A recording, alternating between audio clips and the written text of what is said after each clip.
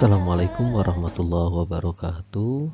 Kembali lagi ke pembahasan Al-Quran Hadis selanjutnya, Surat Al-Furqan ayat 45 sampai 50. Kita baca ayat Al-Qurannya. A'udzubillahi minasyaitonirrajim. Bismillahirrahmanirrahim. Alam tara ila rabbika kaifa madda dhilla walau sya'a laja'alahu sakinan thumma ja'alna syamsa 'alaihi dalila. Artinya, apakah kamu tidak memperhatikan penciptaan Tuhanmu, bagaimana Dia memanjangkan dan memendekkan bayang-bayang, dan kalau Dia menghendaki, niscaya Dia menjadikan tetap bayang-bayang itu. Kemudian kami jadikan matahari sebagai petunjuk atas bayang-bayang itu. Tsumma qabadnahu ilaina qabdan yasira. Kemudian kami menarik bayang-bayang itu kepada kami dengan tarikan yang perlahan-lahan. Wa huwal ladzi ja'ala lakumul laila libasan wan nauma subatan wa ja'alan nahara nusyura. Dialah yang menjadikan untukmu malam sebagai pakaian dan tidur untuk istirahat, dan Dia menjadikan siang untuk bangun berusaha. Wa huwal ladzi arsalar riyaha busyran baina yaday rahmatih wa anzalna minas samaa'i ma'an tahura. Dialah yang meniupkan angin sebagai pembawa kabar gembira dekat sebelum kedatangan rahmat-Nya, dan kami turunkan dari langit air yang amat bersih. Linuhyiya bihi baldatan maytan wa nusqiyahu mimma khalaqna an'aman wa anasiyya katsira. Agar kami menghidupkan dengan air itu negeri atau tanah yang mati, dan agar kami memberi minum dengan air itu sebagian besar dari makhluk kami, binatang-binatang ternak dan manusia yang banyak. Walaqad sarrafnahu bainahum liyadzakkaru fa'aba aktsarun nasi illa kufura. Dan sesungguhnya kami telah mempergilirkan hujan itu di antara manusia supaya mereka mengambil pelajaran daripadanya. Maka kebanyakan manusia itu tidak mau kecuali mengingkari nikmat. Selanjutnya kita terjemahkan perkata, Alam taro, tidaklah kamu perhatikan ila rabbika kepada Tuhanmu, kaifa bagaimana, madda Dia memanjangkan, azilla bayang-bayang, walau sya'a dan jika Dia menghendaki, la ja'alahu niscaya Dia menjadikannya, sakinan tetap diam, summa ja'alna kemudian kami jadikan, asyamsa matahari, alaihi di atasnya, dalilan sebagai bukti atau petunjuk. Di sini Allah memberikan bukti-bukti keesaan Tuhannya yang dapat digunakan oleh orang-orang yang mau menggunakan pikiran. Cobalah perhatikan bayang-bayang. Allah telah membentangkan pada pagi hari dan menjadikannya tenang. Dengan munculnya matahari, bagian bayang-bayang yang terkena sinar menjadi hilang. Maka dengan demikian matahari menjadi bukti adanya bayang-bayang. Kalau tidak karena matahari, niscaya bayang-bayang itu tidak dapat diketahui. Kalau Allah menghendaki, Dia akan menjadikan bayang-bayang itu menyelimuti manusia, sehingga dengan begitu beberapa keperluan manusia menjadi terlewat. Ayat ini menyinggung salah satu bukti kekuasaan dan kepemeliharaan Sang Pencipta. Panjang dan pendek yang terjadi pada bayangan menunjukkan adanya proses perputaran bumi, baik pada porosnya maupun mengelilingi matahari dalam posisi miring. Jika dua proses perputaran itu tidak ada, bayangan akan diam, karena matahari hanya menyinari salah satu bagian bumi saja, sedangkan bagian yang lain akan gelap dan malam sepanjang tahun. Akibatnya, keseimbangan suhu udara menjadi rusak, dan kehidupan menjadi tidak mungkin.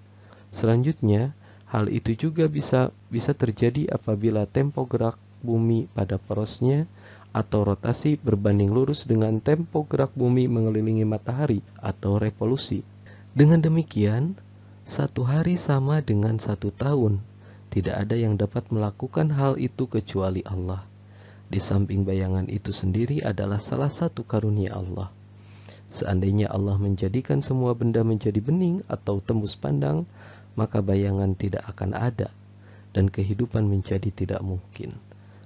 Dapat disimpulkan bahwa dalam ayat ini Allah memerintahkan Rasul-Nya supaya memperhatikan ciptaannya.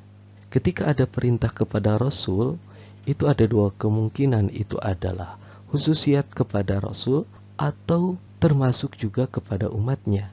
Nah, di sini adalah perintah kepada Rasul dan kepada umatnya. Yang kedua, di sini Allah memerintahkan supaya memperhatikan bayang-bayang yang ada di sekitar kita, sehingga terbayang bagaimana proses terjadinya bayang-bayang, bagaimana pergerakan bayang-bayang, dan sebagainya.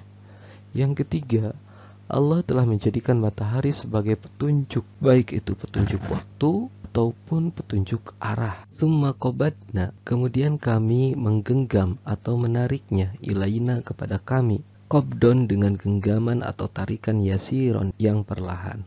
Di sini Allah menarik bayang-bayang itu kepadanya sesuai dengan kebijakan kami, yakni sedikit demi sedikit secara perlahan-lahan, sejalan dengan proses terbenamnya matahari sedikit demi sedikit, tidak sekaligus sesuai dengan kecepatan gerakan matahari yang demikian cermat dan terukur. Suasana teduh di pagi hari digantikan oleh terangnya cahaya matahari. Kemudian pada sore hari, di waktu matahari bergerak ke ufuk barat, sedikit demi sedikit, sorot matahari digantikan oleh suasana yang redup dan teduh kembali dalam rentang waktu yang sangat pendek, sampai datang waktu malam yang gelap gulita.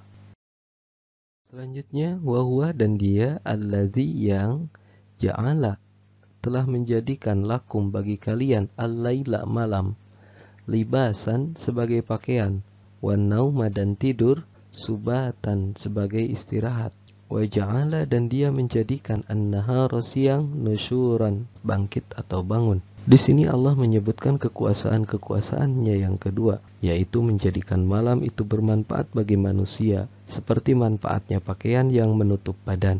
Allah juga menjadikan tidur nyenyak bagi manusia, sehingga ia seperti mati, karena seorang pada waktu tidur tidak sadar sama sekali, dan anggota badannya berhenti bekerja, kecuali jantung dan beberapa organ lainnya.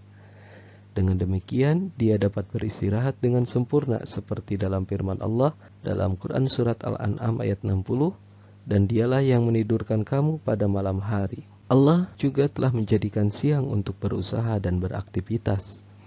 Sebagaimana tidur pada malam hari yang disempurnakan dengan mati, maka bangun siang hari disempurnakan dengan bangun lagi dari mati. Maka bangun pada siang hari diserupakan dengan bangun lagi dari mati. Demikian pula manusia setelah berakhir masa hidupnya di dunia ini dan mati akan dibangkitkan kembali setelah matinya untuk diadili oleh Allah segala yang telah mereka kerjakan selama hidup di dunia. Selanjutnya, wahuwa dan dia alladzi yang arsala mengirimkan atau meniupkan ar-riyaha angin, busyran sebagai kabar gembira, baina yaday rahmatih di hadapan rahmatnya, wa anzalna dan kami turunkan, minas samai dari langit, ma'an air tahuron yang bersih atau suci. Allah yang menundukkan angin untuk menggiring awan. Angin tersebut juga sebagai pertanda berita gembira datangnya hujan yang merupakan rahmat Allah untuk manusia. Sesungguhnya yang kami turunkan dari langit, air yang suci dan menyucikan, serta dapat menghilangkan najis dan kotoran. Pada ayat ini Allah memberitahukan bahwa Dia memberikan nikmat kepada manusia berupa turunnya air yang suci dari langit untuk mereka. Ayat ini menunjukkan bahwa air hujan ketika pertama kali terbentuk sangat bersih, meskipun ketika turun air tersebut membawa benda-benda dan atom-atom yang ada di udara. Air itu masih tetap sangat suci dan menyucikan. Linuhyiya, untuk kami hidupkan bihi dengan air itu, baldatan, negeri atau tanah maitan yang mati, wa nuskiyahu dan kami beri minum dengannya, mimma dari apa khalaqna yang telah kami ciptakan, an'aman binatang ternak, wa anasiya dan manusia-manusia, kasiran yang banyak. Pada ayat ini Allah menerangkan bahwa hujan diturunkan untuk menyuburkan negeri-negeri atau tanah yang mati dan tandus, baldatan maitan, Dengan air hujan pula Allah memberi minum sebagian besar makhluknya, wa nuskiyahu, seperti binatang ternak dan manusia. Dalam ayat lain diterangkan, dan kamu lihat bumi ini kering, kemudian apabila telah kami turunkan air hujan di atasnya, hiduplah bumi itu dan menjadi subur, dan menumbuhkan berbagai jenis pasangan tumbuhan yang indah. Demikian pertemuan kali ini. Billahi taufiq wal hidayah. Wassalamualaikum warahmatullahi wabarakatuh.